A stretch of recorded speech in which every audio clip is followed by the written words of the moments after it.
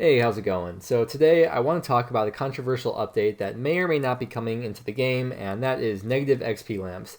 And in case you don't know what that's all about, then I'll put the poll question up on the screen now. But basically, negative XP lamps would be a reward from the Revenant caves, which passed the poll to be added into the game, and they would be a tradable drop from Revenants. I've heard different numbers thrown around, supposedly 1 out of 1,000 drop, and they can be activated for 5 mil to take out 50 XP from any combat skill that's below level 50. So besides paying for the lamp itself from another player, you'll have to pay the extra 5 mil to use it. And you'll only be able to use 10 per account, which means that you'll only be able to remove a total of 500 XP. They're currently not passing the polls, but I want to give an unbiased overview of the pros and cons of adding these into the game, and try to give both perspectives of the arguments, as well as explain how these negative XP lamps would fit into the bigger picture of PvP and skilling. So let's start with the pros. Why are these lamps important? Why would people vote for them? And what positive impacts would they have on the game? The most obvious answer as to who would vote for them would be people who have pure accounts. And a lot of people have put countless hours into a pure only to have gotten hacked or made a stupid mistake or something that ruined their account's build, usually by getting level 2 defense on there. The average player or the average skiller might not think it's really that big of a deal because one defense level or one pure level doesn't really affect your combat level, but that could be enough to push you one combat level over the edge for certain builds. And also, a lot of people are just very particular about their accounts. And because of that, a lot of them would be willing to pay big money to have that XP removed.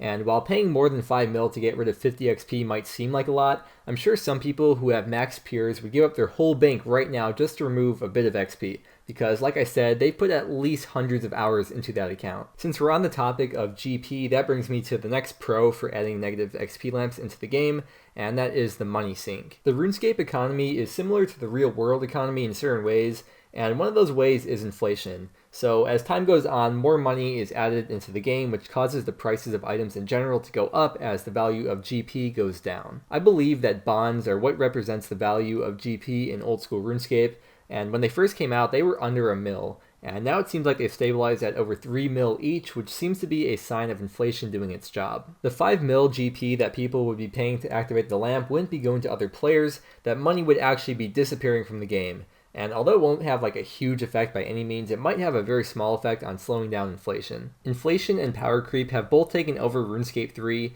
and a lot of players are worried about Old School following the same path. As for power creep, if you've never heard of that, it's where higher and higher tier items keep replacing the old best in slot items to the point where you have extremely overpowered weapons and extremely overpowered bosses, and you have nowhere higher to go from there because every player's maxed out. I'll talk more about power creep later on, but negative XP lamps do have a very vague relationship with that. So those are the main positive reasons of why they should be added into the game. Now let's get into the cons of adding them in, or why a lot of people are against them. The main topics surrounding the wilderness polls in general seem to be based around the tension of Peakhairs versus skillers. One of the biggest reasons why it's failing right now is because why would a skiller vote yes to it? So like if someone's a skiller, why would they vote yes to content that doesn't affect them when the updates that they wanted in the game were voted down? A perfect example of this is you can see me abyss runecrafting on the screen right now, and I'm sure you noticed that I have to jump over the wilderness ditch every time, and the update to remove the ditch and add a toggleable warning instead didn't pass the polls. And as time has been going on, the tension between Peakhairs and skillers seems to be growing,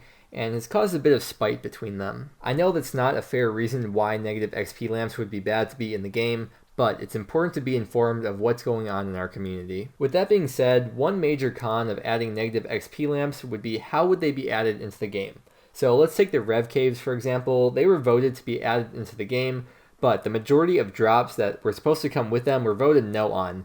And that outraged a lot of players because the reason why they voted yes was because the revs seemed like a fair way to add new armor into the game. And it's the same deal with the negative XP lamps that they were added. So would they follow the exact same guidelines that the poll lays out? Like, will they really give minus 50 XP each, or will you really have to pay 5 mil for them? If they were voted in, then yes, they probably would be following the same rules that the polls lay out, but you never know. And some people who voted no might like the idea of negative XP lamps, but just don't want the specific rules that the polls say. So maybe they don't want like a limit to the number of lamps, or maybe they don't like the amount of negative XP you get, or maybe they don't like the activation fee. But the way the lamps were polled were very specific and don't offer any other options other than the exact way it's laid out. So maybe if Jagex put out a poll saying, would you want these negative XP lamps in general? And then if that passed, then put more specific rules for people to vote on in the next poll. And that way we can get a more clear-cut representation of how many people are truly for or against the lamps. Another reason why people might vote against it is it would devalue their non-ruined pures. And I know that might seem like a bit of a meme, but for some people who have perfectly built pures that they worked hard to not mess up, they might feel like their precision is wasted because they could have just paid gold to fix their account if they did mess up.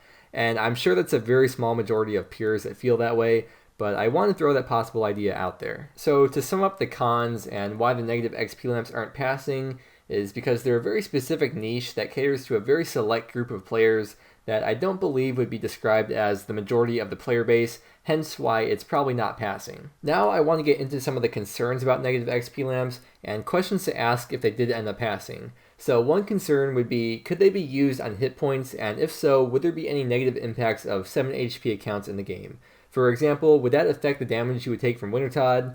Probably not, but it would be interesting to see if that would be possible. In one of Jagex's recent Q&A live streams when they were talking about the negative XP lamp, they were kind of joking around about getting your hit points below level 10, but they didn't really give a clear-cut answer on that. But moving on, another thing that I'd be interested in is equipping armor. So if you were a 1 defense pure and got 388 XP to get level 5 defense, you could equip steel then.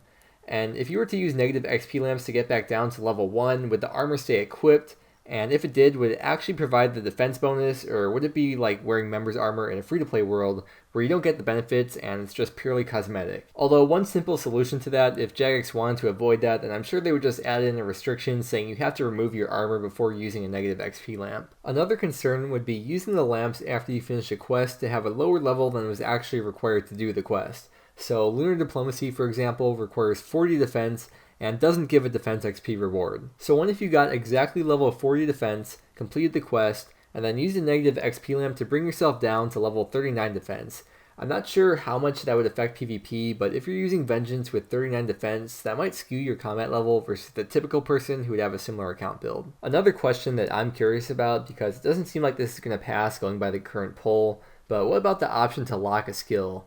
Now, of course, you would still get quest XP, but even if there's some kind of fee or something, I bet there would still be a lot of people that would pay that. That's just something else to keep in mind, but before we end the video, I want to talk one more time about how negative XP lamps seem to represent something bigger than what it really is, and how it really affects the bigger picture. I was saying before that Peakhairs and skillers have been clashing more and more, and now with all the wilderness updates being offered, some skillers might be taking advantage of that by voting no to everything related to the wilderness just simply to spite the Peakhairs. But that's not always the case though, and a lot of people do disagree about adding in the new armors through the revenant simply because they don't like the idea of the power creep associated with that. Alkin recently made a video talking about Peakhairs versus skillers, and he pretty much said that Jagex is forcing skillers to go into Peakhair territory, while they're not really forcing Peakhairs to go into skiller territory. And the good example that he used that I really like was that how the best hunter XP in the game is through black chins, which are located in the wilderness.